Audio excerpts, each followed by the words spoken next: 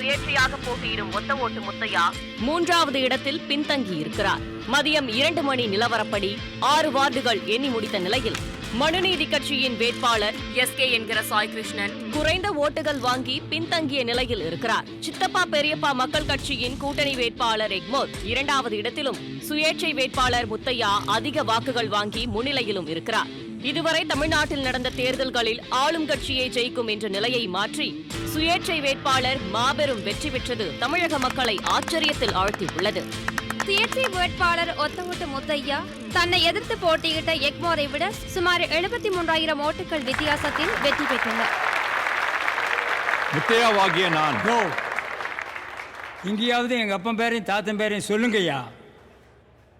மன்னார்குடி சுப்பையாவின் பேரன் மாணிக்கவேல் மகன் முத்தையாவாகிய நான். ஆக மன்னார்குடி சுப்பையா பேரன் மாணிக்கவேலர் மகன் முத்தையாவாகிய நான்